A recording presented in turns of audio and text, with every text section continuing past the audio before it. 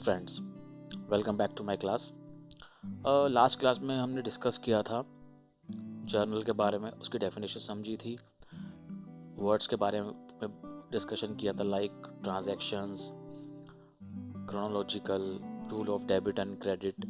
ठीक है, तो हमने यहाँ पे इस पेज पे फिनिश किया था। एक्चुअली लास्ट क्लास में मैंने यहाँ पे मिस्टेकनली गेन्स की जगह लॉसेस लिख दिया था यहाँ पे, तो वो क्लैरिकल मिस्टेक थी, तो अब उसको मैंने ठीक कर लिया है। तो डेट इज गेन्स मतलब profit. All income and gains should be recorded in credit side and expense and losses should be in debit side. I think यहाँ तक फंडा क्लियर है। ठीक है, अब हम डिस्कस करने वाले हैं कि किस तरीके से अपनी जो जर्नल बुक है उसमें कैसे रिकॉर्डिंग करते हैं, किस फॉर्म में हम इस एंट्री को करते हैं, इसको रिकॉर्डिंग को करते हैं। ठीक है, सो आइए।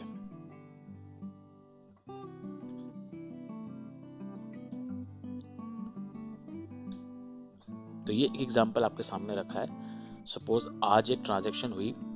रमेश एक ओनर है जिसका बिजनेस है। He started business introducing cash of ₹2 lakh in business.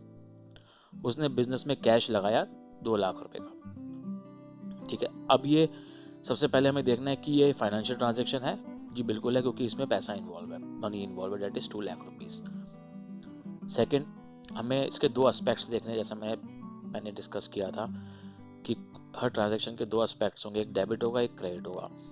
तो इस ट्रांजैक्शन में दो एस्पेक्ट्स कौन से हैं बताओ।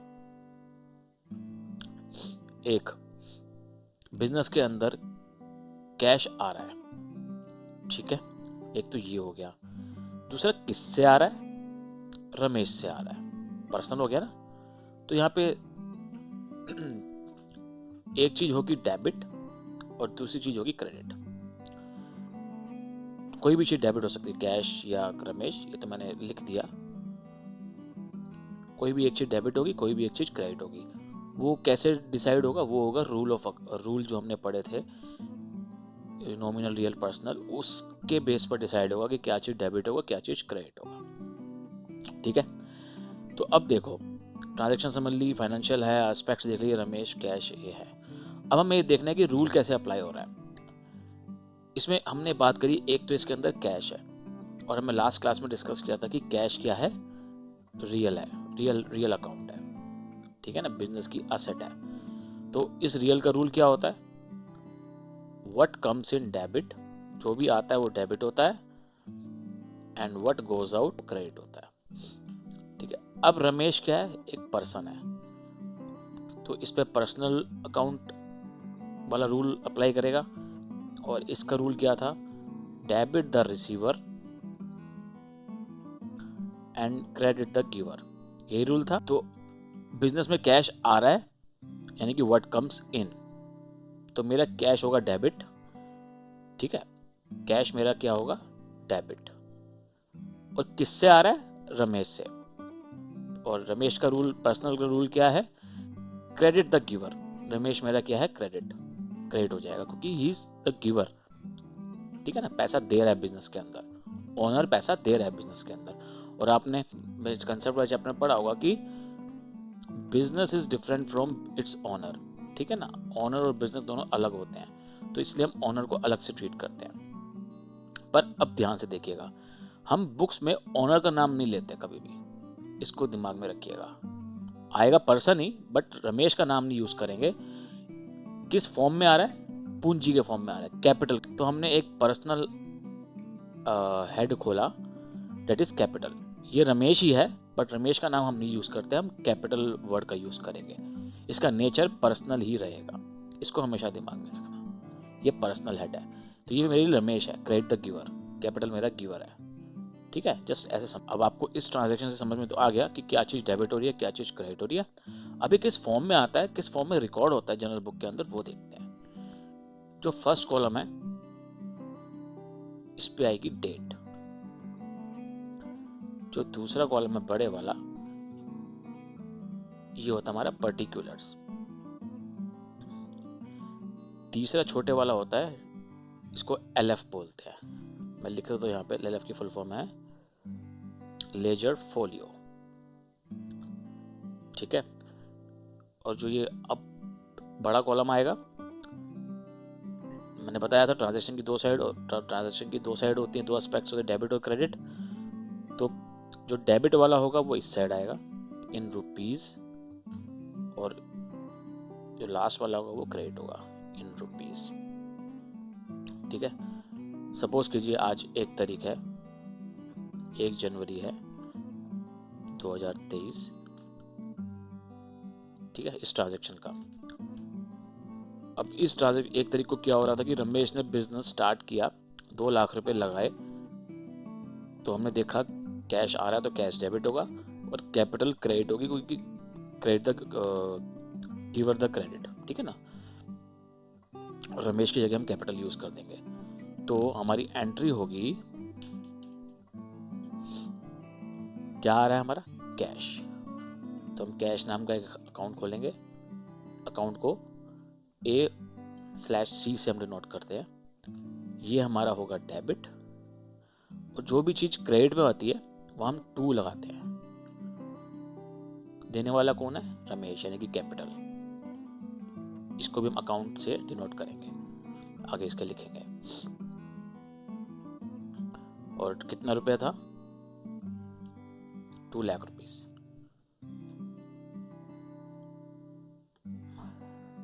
डेबिट साइड में यहाँ आ गया, कैश डेबिट हो रहा है 2 लाख रुपीस से, और मेरी कैपिटल क्रेडिट हो रही है 2 लाख रुपए से। ऐसे होगा। ठीक है, जो डेबिट होगा वो ऊपर आएगा, नीचे क्रेडिट आएगा। क्रेडिट में CR लिखते नहीं है, यहाँ पे 2 लगाते हैं हमेशा, थोड़ा स्पेस देके फिर 2 लगाते हैं, और हर हेड के आगे एक अकाउंट वर्ड यूज होगा, A/अकाउंट, क्योंकि हर किसी का एक लेजर बनेगा, वो हम नेक्स्ट चैप्टर में समझेंगे। और जो ट्रांजेक्शन हो रही है, जो ऊपर हो रहा है कि हमें डेबिट किया, क्रेडिट किया, किस लिए किया, वो हमें नरेशन में लिखना पड़ेगा। तो जब भी नरेशन लिखते हैं तो यू कैन यूज बीइंग, कि हो रहा है, क्या हो रहा है, कैपिटल इंट्रोड्यूस्ड इन बिजनेस। ठीक है ना, रमेश ने बिजनेस के अंदर कैपिटल क्या करी, इंट्रोड्यूस करी, या कैश क्या किया, इंट्रोड्यूस करा। ये इस तरीके से एंट्री रिकॉर्ड होगी। और एक ये जो कॉलम है लेजर फोलियो, ये एक्चुअली जब आप लेजर समझेंगे तब समझ में आएगा, बट अभी इसको ब्लैंक करिए तो आपका ये खत्म। इसको बोलते हैं जर्नल एंट्री। इस पूरे को जर्नल बुक में ट्रांजैक्शंस को रिकॉर्ड करना, किसी भी ट्रांजैक्शन को रिकॉर्ड करना जर्नल एंट्री कहलाता है। ठीक है, यानी जर्नल बुक में एंट्री करना यानी कि जर्नल एंट्री। ठीक है, और जो नरेशन लिखते हैं, ये जो स्टेटमेंट लिखी है इसको हम नरेशन बोलते हैं। ये समझाने के लिए लिख रहा हूँ मैं सिर्फ। ये कैश डेबिट क्यों हुआ, क्योंकि ये रियल है, पहले बता चुका हूँ। और कैपिटल क्रेडिट क्यों हुआ, क्योंकि ये पर्सनल है। रमेश की जगह हमने ये से यूज किया है, ये हमारा गिवर है, तो हमने क्रेडिट किया, क्रेडिट द गिवर। तो इस तरीके से जर्नल बुक में एंट्री होती है, this is called journal entry. तो ये चैप्टर सारा जर्नल एंट्री के ऊपर ही है। बहुत सारी ट्रांजैक्शंस मिलेंगी आपको क्वेश्चंस के अंदर, आपको सबकी जर्नल एंट्री ऐसे प्रेजेंट करनी है। थोड़ा मैंने यहाँ पे सही से खींच नहीं पाया, लाइन थोड़ा टेढ़ी आ रही, आप स्केल यूज कीजिएगा। अब करते हैं हम प्रैक्टिकल प्रॉब्लम्स, यानी कि जो क्वेश्चंस पेपर में आते हैं। Question 1, generalized the following transactions in the books of Mona. In the books of Mona, what does it mean? Mona की बुक्स में हमें एंट्री करनी है, यानी कि किसके बिजनेस की बात हो रही है, मोना। मोना क्या है, ओनर है। क्या है हमारी, ओनर। और बुक्स मतलब ऑब्वियसली बुक्स मतलब जहाँ पे अकाउंटिंग की जाती है, यहाँ पे रिकॉर्डिंग की जाएगी। ठीक है ना, बुक्स मतलब बुक्स ऑफ अकाउंट। और अकाउंट को हमेशा A/C करके ही यूज करते हैं, A/C करके, इसको ऐसे याद रखना। ठीक है, तो इसने अप्रैल के ईयर 2023 में अप्रैल के मंथ्स की ट्रांजैक्शन दे दी। अब ये बोल रहे हैं कि इसको जर्नलाइज करो, मतलब इसकी जर्नल एंट्री करनी है बुक्स में। जो अभी समझाया बस वैसी ट्रांजैक्शन, वैसी एंट्रीज करते रहना है जी है। चलो करते हैं, अब एक एक करके ये पूरा क्वेश्चन करते हैं। अप्रैल 1, 1 अप्रैल को क्या ट्रांजैक्शन हुई, business started with cash 1,20,000 rupees. ठीक है, बिजनेस स्टार्ट हुआ, कैश लाया Mona as a owner business में कैश लेके आई 1,20,000 का, उसने बिजनेस स्टार्ट करा। तो इसकी अब एंट्री कर, business started with cash, how much, 1,20,000। यही क्वेश्चन था किसकी बुक्स में? मोना की बुक्स में। प्रेजेंटेशन देख लेना, बुक्स ऑफ मोना, सबसे पहले ऊपर यही लिखेंगे। किसकी बुक्स में काम हो रहा है? मोना की बुक्स में, क्योंकि मोना एक बिजनेसमैन है, ऑनर है, तो अपने बिजनेस की अकाउंटिंग कर रही है, तो अपनी बुक्स में कर रही है। फिर हम बनाएंगे जर्नल का फॉर्मेट, बिल्कुल सेम वैसे ही लाइन खींचेंगे। थोड़ा मैं फ्री हैंड से कर रहा हूँ, इसे थोड़ा टेढ़ा मेढ़ा आएगा। I could have used other options like table and shapes, but जो फ्री हैंड करने में मजा है वो किसी चीज में नहीं है। So let's do it in this way. किस चीज का कॉलम है याद होगा आपको? लेजर फोलियो, LF, जिसका अभी हम यूज नहीं कर रहे। जब लेजर पढ़ेंगे then we will get to know कि हाँ ये किस लिए होता है। This is date, this is particulars, मतलब जो हम डिस्क्रिप्शन लिखते हैं उसको पर्टिकुलर्स बोलेंगे। This is ledger folio, this is debit. Debit को हम DR से डिनोट करते हैं, हमेशा याद रखना। रीजन क्या है इसके पीछे? क्योंकि R का मतलब होता है रजिस्टर। पुराने जमाने में अकाउंटेंट्स क्या करते थे, वो 2 रजिस्टर मेंटेन करते थे। तो किसी भी ट्रांजैक्शन के 2 पहलुओं को, एस्पेक्ट्स को रिकॉर्ड करने के लिए। एक होता था डेबिट रजिस्टर, दूसरा होता था credit register.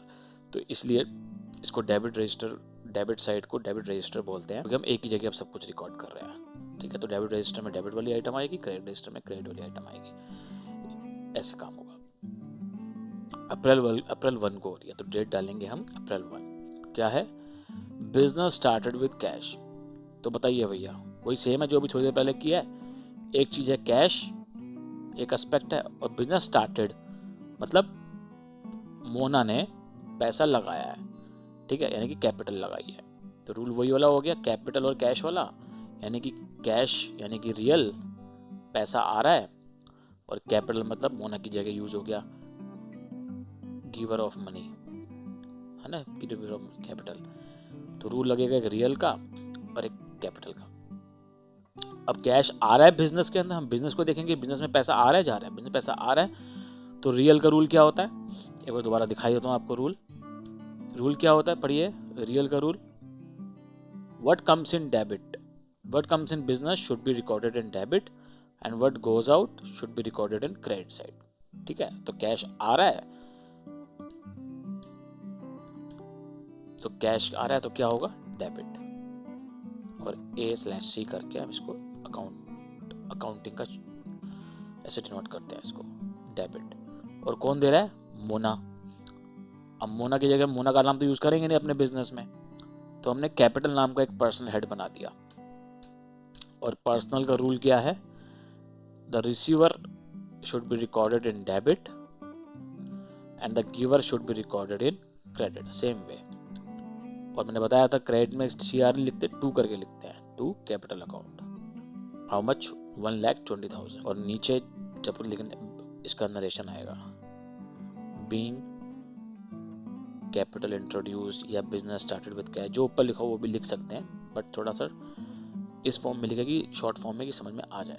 Being capital introduced in through cash या इन बिजनेस, बस ये लिखना है, नरेशन लिखना है। और इसको फिर क्लोज कर देना है नीचे इस एंट्री को। तो ये हमारी पहली एंट्री हो गई। ठीक है, मैं इसे यहाँ पे डिलीट कर रहा हूँ इस एंट्री को, क्योंकि मैं इसी पेज पर ही मैं सारी एंट्रीज कर दूंगा। बट आपको नहीं करना, आप जैसे एक एंट्री खत्म होगी तो नीचे दूसरी एंट्री, तीसरी एंट्री, आप एक बड़ा सा फॉर्मेट पहले बना लेंगे। ये वाला डेबिट क्रेडिट, ये लंबी डंडियों वाला लाइन खींचेंगे, बड़ी सी 2 लाइनें, और डेट की जितनी ट्रांजेक्शन है उसके हिसाब से आप, मतलब पूरा पन्ना या जिस भी जो भी आप प्रैक्टिस पे डिपेंड करेगा कितनी लंबी लाइन खींचनी है, ताकि सारी ट्रांजेक्शन आ जाए एक ही फ्लो में सारी नीचे। ठीक है ना, बस क्लोज करना है। एक ट्रांजेक्शन क्लोज होगी, फिर नीचे दूसरी, फिर दूसरी क्लोज होगी, फिर नीचे तीसरी। तो इस तरीके से काम होगा। ठीक है, तो मैं इसको डिलीट कर रहा हूँ और दूसरी एंट्री कर। अगला क्वेश्चन क्या है, मतलब इसी में 2 अप्रैल को क्या एंट्री हो रही है? Goods purchase for cash 20,000। क्या है? Goods purchase for cash 20,000। अब देखिए बिजनेस में क्या हो रहा है, इसके इस ट्रांजेक्शन को समझिए। गुड्स मतलब क्या होता है?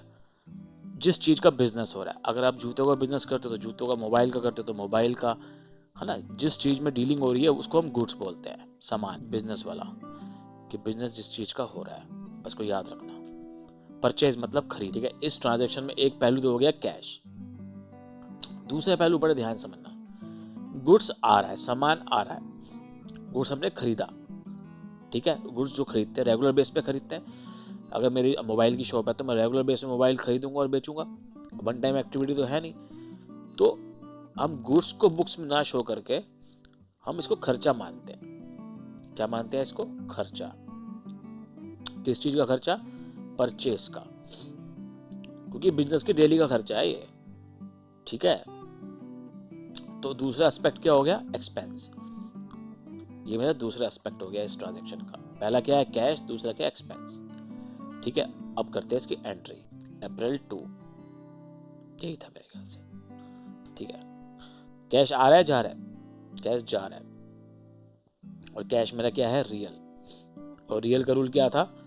What comes in debit, what goes out credit. तो मेरा कैश जा रहा है, तो मेरा कैश क्या होगा? क्रेडिट होगा, क्योंकि जा रहा है। What goes out credit. दूसरा एस्पेक्ट क्या है? गुड्स आ रहे हैं, मतलब हम खरीद रहे हैं, रोज का खर्चा है हमारा, तो एक्सपेंस। अब नॉमिनल में आ जाओ, यहाँ नॉमिनल रूल अप्लाई करेगा ना एक्सपेंस के लिए। All expenses and losses should be recorded in debit side, ठीक है। तो एक्सपेंसेस क्या हो जाएंगे हमारे? डेबिट। क्या होगा हमारा ये? डेबिट। एक्सपेंस डेबिट होगा और कैश मेरा क्रेडिट होगा। तो इस तरीके से ट्रांजैक्शन के नेचर को समझना है, क्या डेबिट होगा क्रेडिट होगा वो समझना, और फिर उसको इसकी एंट्री कर देनी है। तो एक्सपेंस मेरा डेबिट होगा। किस नाम का हेड एक्सपेंस हमने बनाया? किस चीज का एक्सपेंस है? परचेज का। हम चाहे तो गुड्स भी कर सकते हैं, बट गुड्स बड़ा ओड हो जाएगा।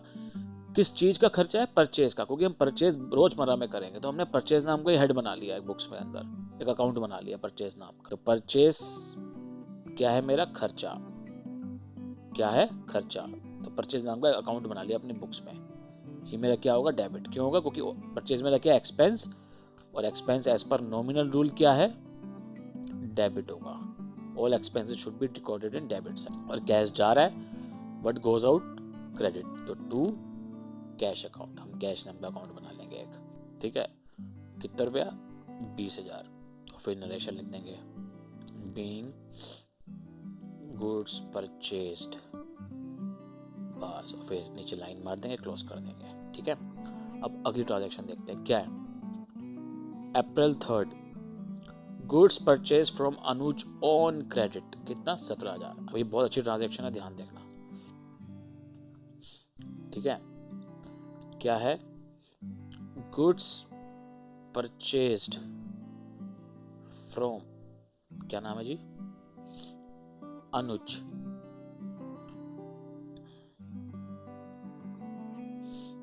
ऑन क्रेडिट, ₹17,000, ठीक है। अब इस ट्रांजैक्शन को देखना, इसका समझो, इसका मतलब क्या है, फिर इसके दो एस्पेक्ट्स देखते हैं क्या क्या है। क्या हो रहा है जी? गुड्स परचेज हो रहे हैं। गुड्स मतलब बताया था मैंने क्या होता है? गुड्स मतलब होता है वही सामान जो हम डेली बेसिस पे खरीदते हैं, जिस चीज की हम डीलिंग करते हैं। तो एक एस्पेक्ट तो ये हो गया हमारा परचेज, जैसे पहले वाली ट्रांजैक्शन थी। परचेज मतलब एक्सपेंस, और कौन सा रूल एप्लीकेबल हो रहा है? नॉमिनल, है ना, डेबिट ऑल द एक्सपेंसेस वाला। अब क्या हमारा कैश जा रहा है? नहीं जी, हमारा कैश नहीं जा रहा। क्यों? क्योंकि लिखा हुआ ऑन क्रेडिट। हमने अनुज, एक सप्लायर है जो मतलब होलसेलर समझ लो, जो बहुत सारे मोबाइल बेचता है, उसकी कंपनी है, दुकान है, जो भी है, तो उससे हमने उधार, क्रेडिट मींस उधार, उधार पे हमने इसे सामान लिया है, तो कैश तो हमारा जा नहीं रहा, ठीक है। तो यहाँ पे देने वाला कौन है? अनुज। जब हम कैश दे नहीं रहे तो किसी ना किसी को तो क्रेडिट करेंगे ना। किससे परचेज करा है? तो हम नाम, किससे परचेज किया हमने? अनुज से, अनुज से।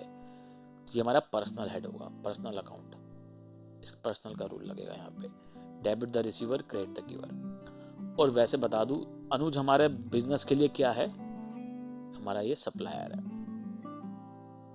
ठीक है, जिसे हमें क्रेडिटर भी बोलते हैं। अब आगे आएंगे तो देखेंगे, पढ़ेंगे टर्म्स में, अगर आपने पढ़ा हो, क्रेडिटर्स मतलब जो हमें उधार देता है, ठीक है। तो रूल अप्लाई करते हैं। इस ट्रांजैक्शन में एक एस्पेक्ट है परचेज, जो कि एक्सपेंस है, और एज पर नॉमिनल अकाउंट क्या होगा? All expense should be debited तो मेरा सेम जैसे पहले ट्रांजैक्शन में किया था, purchase account debit to, personal का रूल क्या है, debit the receiver credit the giver. Anuj हमें गुड्स दे रहा है तो हम इसको क्या कर देंगे, क्रेडिट द गिवर। पर्सनल का रूल यही था, तो टू अनुज। याद रखना सभी है जब जो भी हम अकाउंट खोलेंगे सबके आगे A/C करके लिखेंगे, ठीक है। इसका मतलब होता है अकाउंट, पर नाम जब भी लिखेंगे बुक्स के अंदर तो उसके आगे अकाउंट नहीं आएगा, इसको दिमाग में रखना, ठीक है। कितना, 17,000 डेबिट और 17,000 क्रेडिट। फिर आप नरेशन लिख देंगे क्या, बीइंग गुड्स ऑन क्रेडिट। किस तरीके से आप इसकी एंट्री करेंगे, और डेट मेरे ख्याल से 3 थी, अप्रैल 3, ठीक है। अगली ट्रांजैक्शन देखते हैं, अप्रैल 4 क्या हो रहा है, 4 अप्रैल को sale of goods to Maya on credit 8,000, ठीक है ना। लिखते हैं आप sale of goods to Maya. Maya हमारी कस्टमर है, कैश में बेचा है जी, नहीं जी, उधार में। क्रेडिट मतलब उधार, कि उसने पैसा भी दिया ही नहीं, बाद में देगा या देगी माया। तो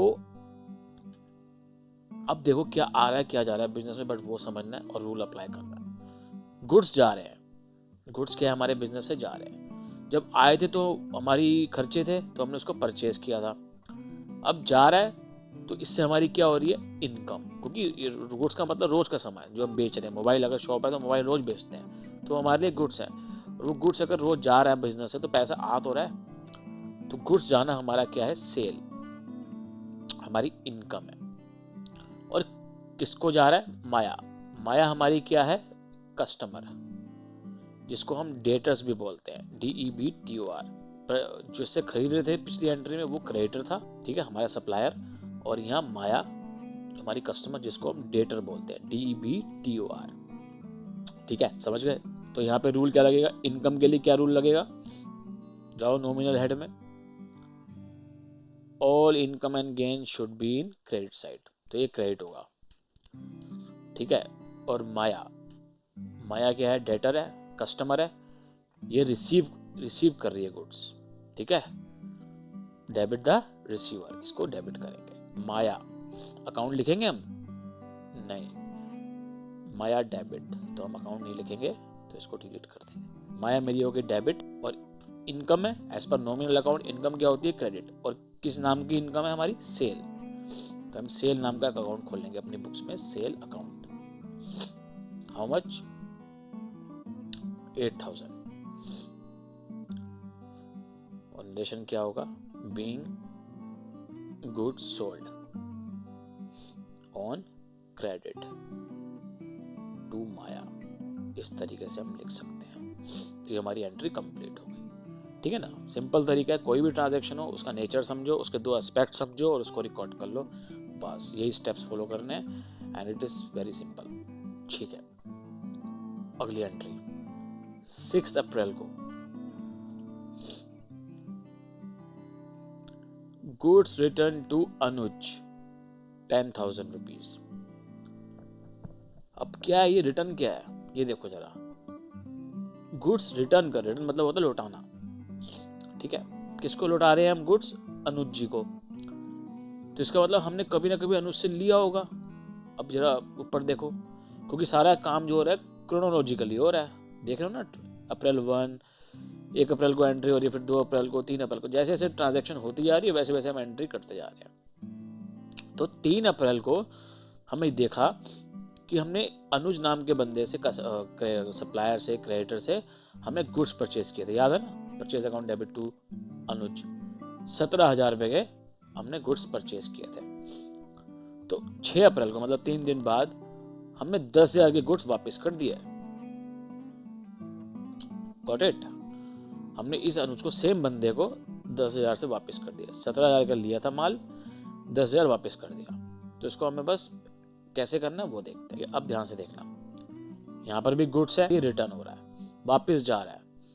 जब गुड्स लिया था तो वो परचेज था, खर्चा डेबिट था, अभी वापस हो रहा है, तो हम एक अकाउंट बनाएंगे अपनी बुक्स में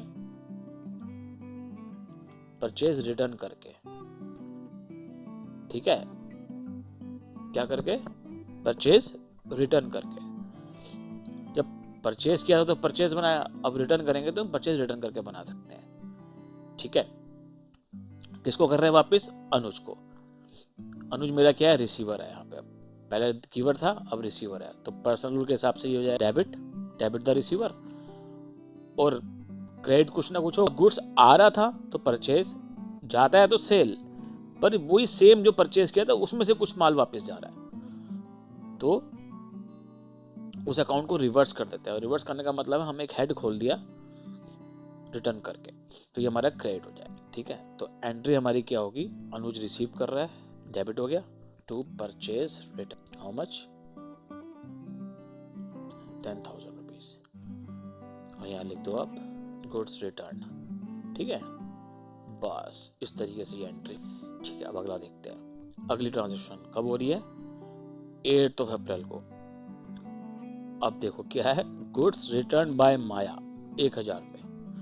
अब माया ने वापस कर दिया गुड्स, हमें किए रिटर्न बाय लिखा है ना, बाय, वहां पे 2 था कि गुड्स जा रहा है मनुज को, वापस हो रहा है, यहाँ माया से वापस आ रहा है, यानी कि माया को कभी ना कभी हमने दिया होगा, बेचा होगा। तो हमने ऊपर देखा, जब हम क्रोनोलॉजिकली गए तो 4 अप्रैल को गुड्स सोल्ड किए थे माया को ऑन क्रेडिट 8,000 रुपए के, याद आ गया ना, Maya account debit, Maya debit to sale. तो अब हम क्या करेंगे, माया ने हमें वापस कर दिया उसी गुड्स को, 8,000 में से 1,000 का गुड्स वापस कर दिया उसने। अब देखते हैं क्या एंट्री होगी। अब माया हो रही है, माया है इस अकाउंट में, तो माया ने अपनी माया दिखाई, 1,000 रुपए का माल वापस कर दिया, ये देने वाली हो गई, तो ये हो जाएगी क्रेडिट,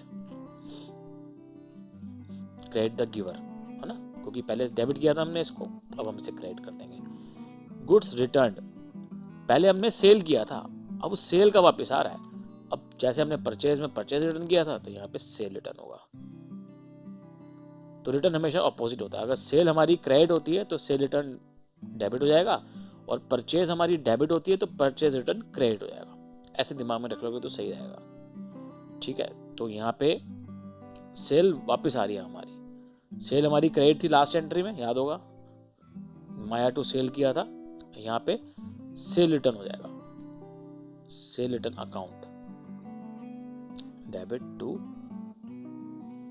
माया, हाउ मच, ओहो ये तो मैंने लिखा ही नहीं है, पिछली बार में भी रह गया होगा मेरे ख्याल से, कोई नहीं, 1,000, शायद मैं पिछली एक आध एंट्री में अमाउंट लिखना शायद भूल गया हूँ, बट आप भूलना, ठीक है ना। डेबिट और क्रेडिट, एक साइड 1,000 और एक साइड 1,000, दोनों साइड इक्वल होनी चाहिए, याद रखना। और क्या हो जाएगा यहाँ पे, बीइंग गुड्स रिटर्न्ड बाय माया, जो कि हमारी कस्टमर थी, ठीक है। इस तरीके से एंट्री होगी। दोबारा रिवाइज कराया तो, परचेज है तो डेबिट होगी, खर्चा है, अगर परचेज रिटर्न होगी तो वो जा रहा है तो क्रेडिट हो जाएगा। इसी तरीके से सेल हमारी लास्ट एंट्री में क्रेडिट थी क्योंकि इनकम थी, बट इनकम का पार्ट वापस आ रहा है तो वो डेबिट हो जाएगा, रिवर्स हो जाएगा। इस तरीके से दिमाग में रख लेना, ठीक है। तो अब अगली एंट्री करते हैं। अब है अप्रैल 10, कमीशन रिसीव्ड इन कैश 2,500, ठीक है। अब इस मोना यानी कि जो ऑनर है, मतलब इसके बिजनेस में क्या हो रहा है, कमीशन आ रही है, किसी भी टाइप की कमीशन हो सकती है, या तो इसका कुछ कॉन्ट्रैक्ट वगैरह हुआ होगा किसी से, तो उसके हिसाब से इसको कमीशन मिल रही है, किसी का काम कर दिया होगा इसने तो उसके हिसाब से कमीशन मिल रही है, कुछ भी हो सकता है। तो अब इसकी एंट्री करें 10 अप्रैल को, 2500 की कमीशन आ रही है।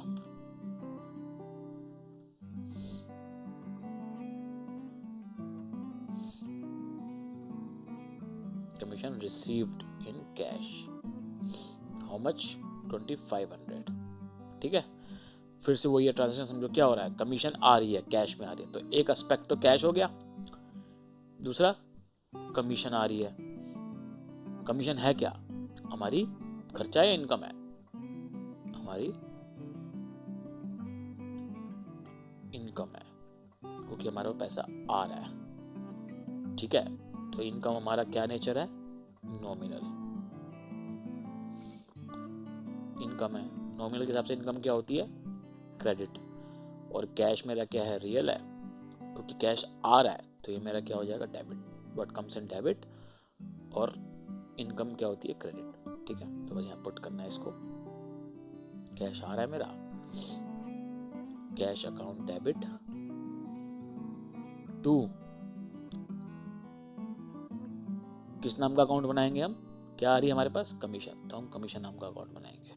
पर याद रखना नाम को छोड़ के हर किसी के आगे अकाउंट आएगा, अदरवाइज मतलब नाम के अलावा हर जगह आएगा, नाम के आगे अकाउंट नहीं आएगा, बस ये दिमाग में रखना। कितना हो गया जी, 2500 2500। ठीक है, डेबिट और क्रेडिट दोनों सेम। और नरेशन बीइंग कमीशन रिसीव्ड, बस ऐसे आप लिख देना। मतलब आप पूरा लिख देना कमीशन पूरा, मैंने तो जस्ट शॉर्ट वे में लिखा है। तो इस तरीके से एंट्री हो, किस डेट की एंट्री दी है, 10 अप्रैल की। और डेट भी है अलॉन्ग विद लिखते रहना, सब कुछ फॉर्मेट में होना चाहिए। डेट, पर्टिकुलर्स, एलएफ तो वहाँ तो एलएफ को मगर कुछ भरना मत अभी, और डेबिट और क्रेडिट में अमाउंट डाल दो, इस तरीके से होगा जी। अब नेक्स्ट एंट्री पे आते हैं। नेक्स्ट क्वेश्चन, अप्रैल 11 क्या हो रहा है जी, मशीनरी परचेज करी है कैश में। ठीक है, मशीनरी परचेज करी है कैश में 6500 की। क्या हो रहा है जी, मशीनरी आ रही है। मशीनरी क्या होता है, बिजनेस के लिए एक लॉन्ग टर्म एसेट होती है। ठीक है, इसको फिक्स एसेट भी बोलते हैं। क्या बोलते हैं इसको, फिक्स एसेट। ठीक है, ये हमारा नॉर्मल का खर्चा नहीं है, क्योंकि अगर मेरी मोबाइल की शॉप है तो मैं डेली मोबाइल खरीदता हूँ और बेचता हूँ, तो वो गुड्स की कैटेगरी में आते हैं। ठीक है, तो वो परचेज और सेल की से डिनोट होते हैं। पर ये मशीनरी आज ली है और वो सारा साल चलेगी, उसे सारा साल काम होगा। ठीक है, तो वो कोई खरीदने बेचने के लिए नहीं होती, वो बस एक बिजनेस के यूज के लिए होती है, लॉन्ग टर्म यूज के लिए। तो इसलिए उसको फिक्स्ड एसेट बोलते हैं। फिक्स्ड एसेट मतलब जो लॉन्ग टाइम के लिए यूज होती है। मशीनरी परचेज करी है, कैश जा रहा है, तो एक एस्पेक्ट तो हो गया जी कैश, ये मेरा जा रहा है। ठीक है ना, गोज आउट। क्या आ रहा है जी, मशीनरी आ रही है। क्या हम परचेज डेबिट करेंगे, क्योंकि गुड्स में भी हमने डेबिट किया था परचेज, क्योंकि गुड्स आ रहे थे। नहीं, गुड्स रेगुलर बेस का काम है, वो रेगुलर खर्चा होता है। गुड्स आना खर्चा होता है, गुड्स जाना सेल होती है। ठीक है, तो वो इनकम और एक्सपेंस उस तरीके से हो गया। पर मशीनरी आना वन टाइम एक्टिविटी है, तो हम मशीनरी नाम का ही हेड बनाएंगे। ठीक है जी, इसी नाम का अकाउंट बनाएंगे, और ये हमारा रियल है, क्योंकि बिजनेस के लिए तो एसेट है ना। मशीनरी आ रही है तो डेबिट, और कैश जा रहा है तो क्रेडिट। बस ऐसे याद होगा। तो हम क्या करेंगे जी, machinery account debit to cash, how much, 6500। और वही नरेशन लिख देना, बीइंग मशीनरी परचेज्ड। ठीक है, इस तरीके से एंट्री हो गया। और याद रखना ये चैप्टर बहुत ज़्यादा इंपॉर्टेंट है एग्जामिनेशन पॉइंट ऑफ व्यू से, इसका बहुत ज़्यादा मार्क्स का आएगा ये, क्योंकि यही बेसिक है, पूरी अकाउंट्स का बेसिक यही है। Not only for 11th standard but 12th, college, आगे प्रोफेशनल कोर्स करते हो, अकाउंटिंग फील्ड में जब जॉब करते हो, तो ये चैप्टर तो आना ही चाहिए, इसके बगैर गुजारा है ही नहीं। तो इसको तो अच्छे से समझ लो। तो आधा महीना बीत भी गया, 1 अप्रैल से हुआ था ना, अब 14 महीने पे आप रेंट पेड टू मनोज 4। पहले देखो नेचर क्या, मतलब क्या कहना चाहिए ट्रांजेक्शन कि रेंट पे किया। रेंट मतलब क्या होता है जी, पहले भी बताया था, किराया है ना। हमने दुकान किराए पे ले रखी है तो किराया है। किसको दे रहे हैं जी, मनोज जी को दे रहे हैं। मनोज जी हमारे कौन है, लैंडलॉर्ड है जी। ठीक है, और पेड हो गया मतलब हमने पैसा दे दिया, कैश हमने दे दिया। पेड लिखा है ना, मतलब दे दिया, दिमाग में रखना बस। किसी का खेल है सारा इस एंट्री के अंदर। तो अगर दे दिया यानी कैश चला गया, तो एक एस्पेक्ट तो हो गया कैश, गॉट इट। दूसरा, किस चीज के लिए कैश दिया है, रेंट के लिए, किराया दिया है। किसको दिया है जी? मनोज जी को। अब आपके दिमाग में दो चीजें होंगी कि मनोज पैसा ले रहा है, पर्सनल है। पर्सनल का रूल क्या होता है? डेबिट द रिसीवर, लेने वाला डेबिट। तो लैंडलॉर्ड को डेबिट कर दो, यानी मनोज जी को डेबिट कर दो, ठीक है। पर ये देखो, ये जो हम रेंट दे रहे हैं मनोज जी को, ये हम रेगुलर बेस पे दे रहे हैं, हर महीने देते हैं, ये हमारा खर्चा है। तो रादर देन हम इसको अकाउंट अपने बुक्स में शो करके लैंडलॉर्ड को हम एक खर्चे के रूप में ना कर दें, इसको अकाउंट बना लें अपने बुक्स में, जिससे हमें क्लियर हो जाएगा कि हर महीने हम कितना रेंट दे रहे हैं, वो शो हो जाए। सीधा मनोज मनोज मनोज को बुक्स में लिखेंगे तो कंफ्यूजन हो जाएगी, किस चीज का पैसा दे रहे हैं, समझ में आएगा। अगर मैं यहाँ लिख दूं कि मनोज डेबिट द रिसीवर है, मनोज डेबिट, कैश जा रहा है, कैश क्रेडिट, और हर महीने ये एंट्री करता रहूंगा रेंट की, हर महीने रेंट जाता है ना, हर महीने दूंगा, तो सेंस बनेगा एंट्री देख के कि किस बार बार तुम मनोज को डेबिट कर रहे हो और कैश क्रेडिट कर रहे हो, किस चीज का पैसा दे रहे हो भाई उसको, तुम्हारा एम्प्लॉई है या क्या है, किस चीज का पैसा दे रहे हो, नहीं ना। तो इसलिए हम ये पर्सनल हेड वाला रूल यहाँ अप्लाई नहीं करेंगे। तो ये हमारा रेगुलर खर्चा है रेंट, तो हम इसको एक्सपेंस की कैटेगरी में रखेंगे। कुछ जो रेगुलर चीज होती है वो एक्सपेंस या इनकम होता है, ठीक है। और ये एक्सपेंस के लिए क्या होगा? नॉमिनल रूल अप्लाई करेगा। नॉमिनल क्या होता है? एक्सपेंस डेबिट होते हैं, ठीक है ना, एक्सपेंस आर डेबिटेड। तो हम रेंट एक एक्सपेंस है, तो रेंट नाम का अकाउंट खोल लेंगे अपने बुक्स में, rent account which is to be debited, जो डेबिट होगा एज पर नॉमिनल रूल। क्या है? All expenses and losses should be debited, तो डेबिट हो गया।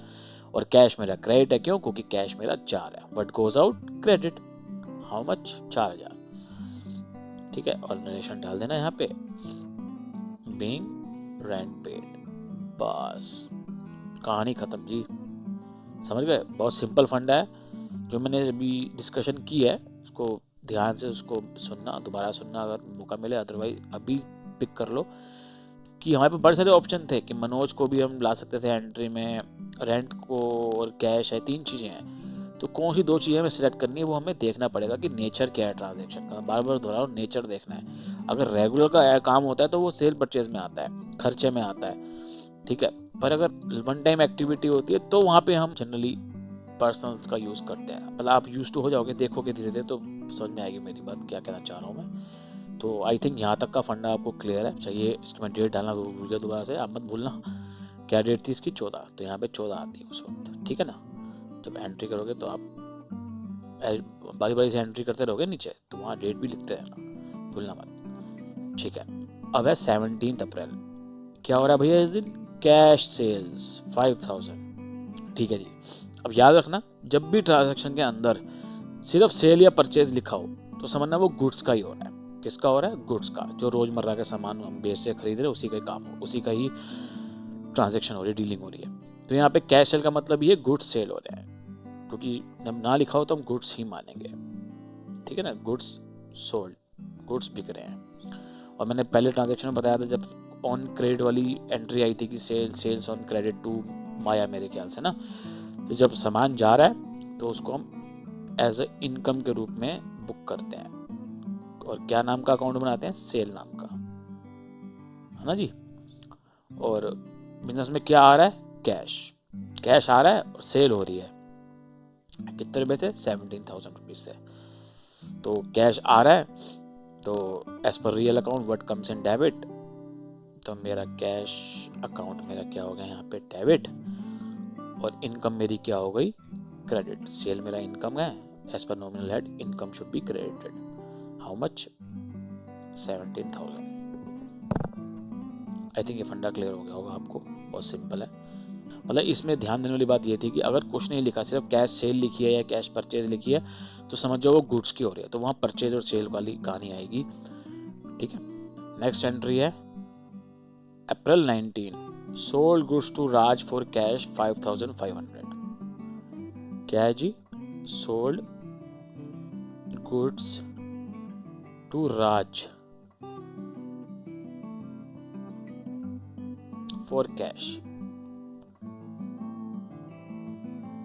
है ना, 5500। अब देखो यहाँ पे क्या हो रहा है, हम यहाँ पे राज को बेच रहे हैं अपना गुड्स, ठीक है ना। राज को अपने गुड्स बेच रहे हैं, मतलब रोजमर्रा की चीजें हैं, तो फिर से मेरी इनकम है यहाँ पे। किस नाम का अकाउंट बनाऊंगा? सेल, क्योंकि गुड्स बिक रहे हैं, और नॉमिनल हेड के हिसाब से मेरे क्या हो जाएगा? क्रेडिट। अब राज को बेच रहे हैं, आप कहोगे कि राज को डेबिट करेंगे क्योंकि राज गुड्स रिसीव कर रहा है, डेबिट द रिसीवर, पर्सन है हमारा।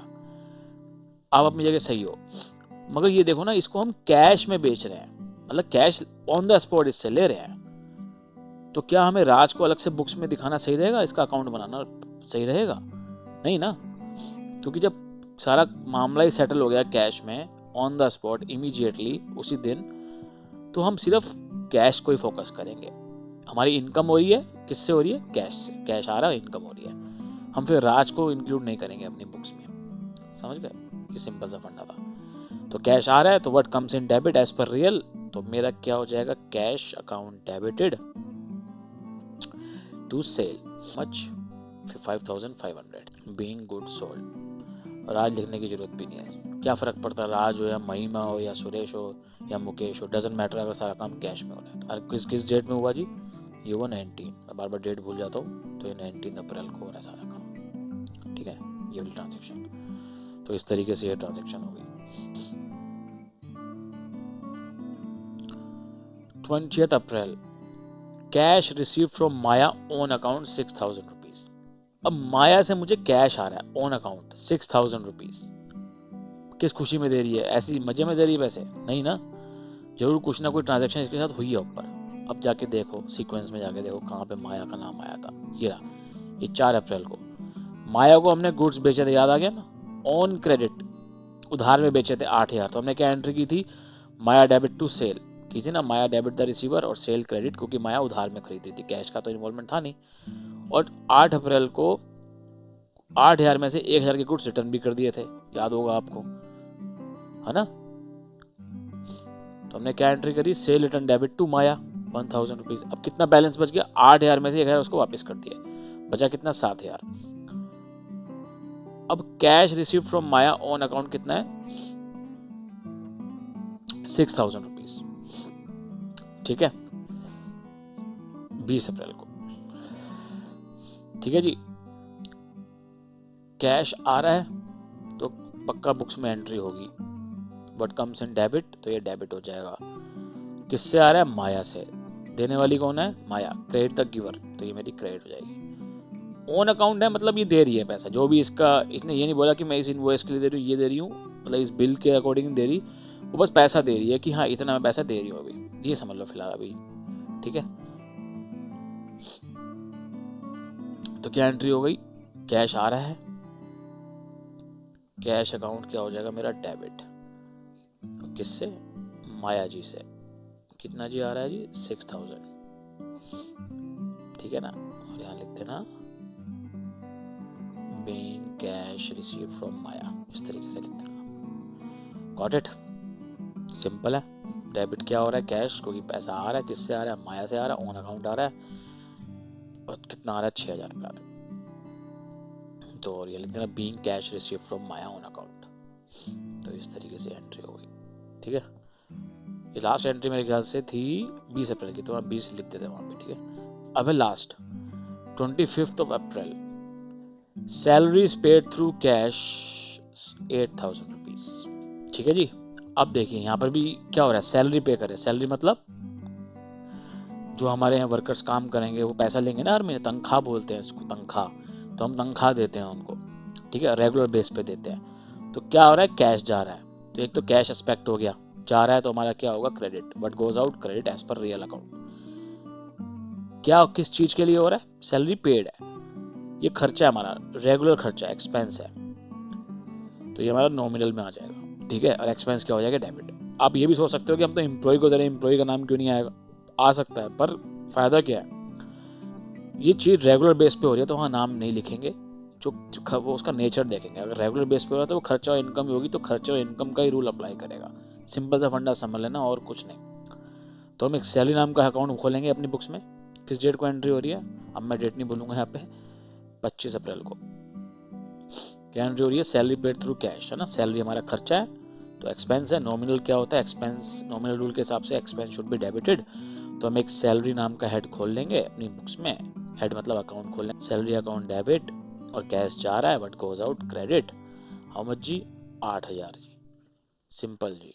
और नरेशन लिख देंगे बीइंग सैलरी पेड, फंडा क्लियर, गॉट इट। मतलब ये हमने पहला क्वेश्चन किया जिसमें 25 अप्रैल तक की इस मोना की बुक्स में एंट्री होनी चाहिए थी। हमने क्या किया, अपने जर्नल बनाया, जर्नल बुक में जाके हमने फॉर्मेट बनाया और एक के बाद एंट्री करते गए। ठीक है, आप एक ही पेज पे बड़ा सा लंबी सी लाइन खींच देंगे, कॉलम खींच देंगे सारे, और डेट वाइज एंट्री करते रहेंगे, क्लोज कर करके नीचे ऐसे क्लोज करना है हर एंट्री के नीचे, यहाँ से यहाँ तक। फिर एक एंट्री करोगे, फिर दूसरी एंट्री यहाँ करोगे, फिर लाइन खींच दोगे, फिर तीसरी एंट्री करोगे, लाइन खींच दोगे, इस तरीके से। और मेरा डेबिट और क्रेडिट शुड बी इक्वल, है ना, हर एंट्री में। इस तरीके से दिमाग में रखना, डेट, पर्टिकुलर्स, एलएफ को भी छोड़ दो, लाइन कॉलम जरूर खींचना है बट अभी कुछ डालना मत, ये लेजर में समझ में आएगा। फिर डेबिट और क्रेडिट अमाउंट डालनी है इसमें। तो ये था ये वाला क्वेश्चन जो मैंने आपको दिखाया कैसे करा। ठीक है, और ये मैंने आपको समझाया किस रूल के हिसाब से समझाया,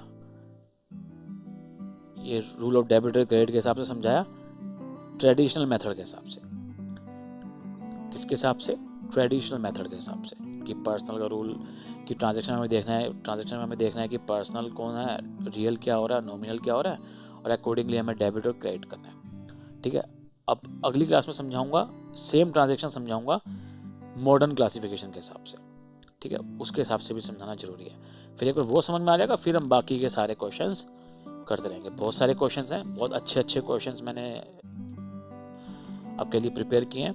तो इस तरीके से आप इस क्वेश्चन की बार बार प्रैक्टिस करना, ये आपको मिल जाएगा।